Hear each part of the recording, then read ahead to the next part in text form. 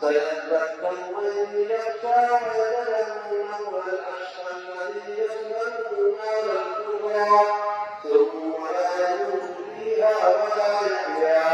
قد أفلح من تزكى وذكر اسم ربه فصلى بل تؤثرون الحياة الدنيا والآخرة خير وأبقى إن هذا لفي الصحف الأولى صحف إبراهيم وموسى.